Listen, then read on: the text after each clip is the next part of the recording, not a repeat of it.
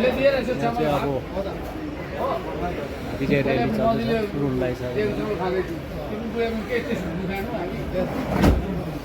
Tourist lodging अब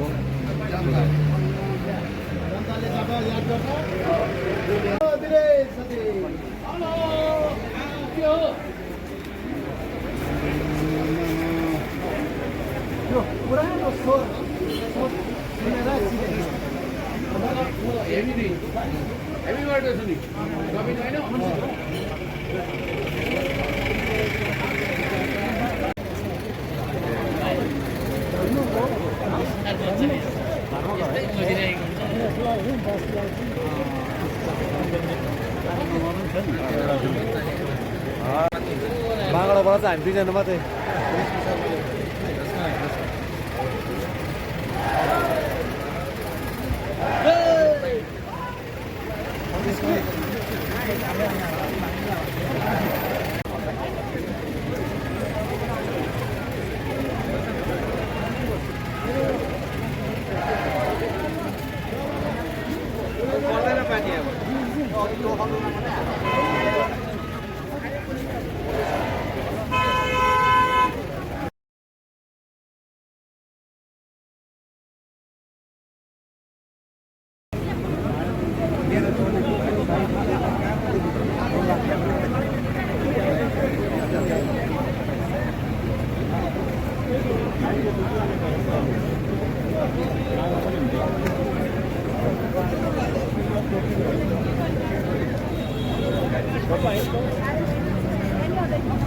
यो T-shirt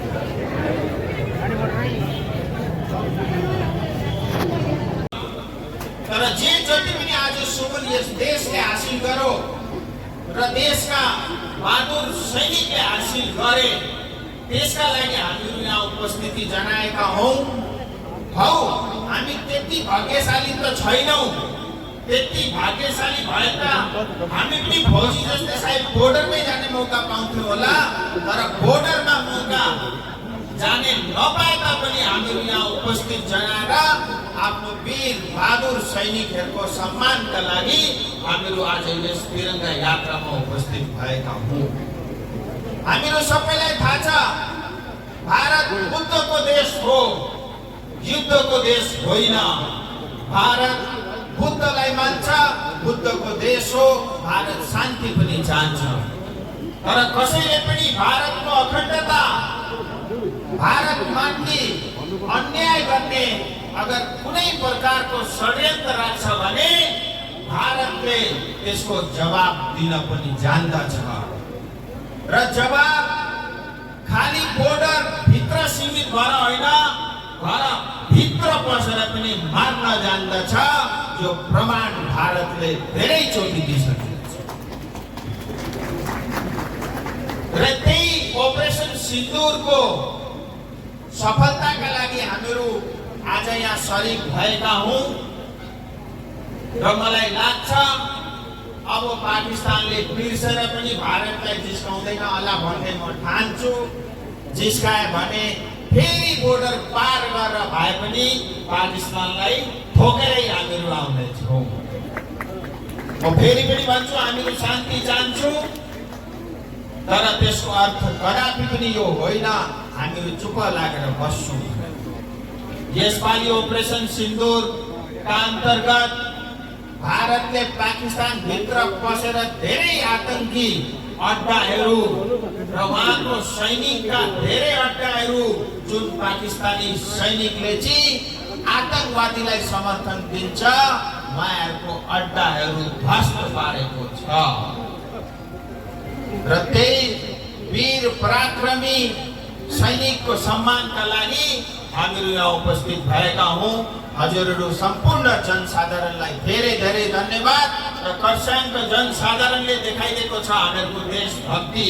यो देशका लागि हामीहरू मर्न पनि सक्छौँ, आउँदाखेरि अगर आइपऱ्यो भने यो देशका लागि मर्न पनि सक्छौँ भन्ने एउटा कडा सन्देश खरसाङ र पहाडको जनताले यस यात्रा माध्यमबाट यहाँबाट देशलाई जनाएको छ। त्यसका लागि म धेरै धेरै धन्यवाद। र अब यो कुनै पोलिटिकल र्याली होइन, धेरै भाषण पनि गर्नु हुँदैन र यो आजको यात्रा भनेको कुनै भारतीय जनता पार्टी या कुनै पार्टीको यात्रा होइन, यो देशभक्त खरसाङको जनताको यात्रा हो। र तपाईहरुलाई फेरि पनि म धन्यवाद र बधाई टक्राउन चाहन्छु। म तपाईहरु सम्पूर्ण जनसाधारणको ऋणी छु। तपाईहरुले बार बार मलाई भोट दिएर माया गरेर आशीर्वाद दिएर मलाई दिल्ली पठाउनु भएको छ। तपाईहरुको सम्मानका लागि, स्वाभिमानका लागि जे पनि एउटा सांसदले गर्नुपर्छ त म गरिरहेको छु, आउँदो दिनमा पनि अवश्य गर्छु। यति भन्दै मेरो छोटो वक्तव्य यही शेष गर्न चाहन्छु। धेरै धेरै धन्यवाद। जय हिन्द, जय गोर्खा, जय भारत।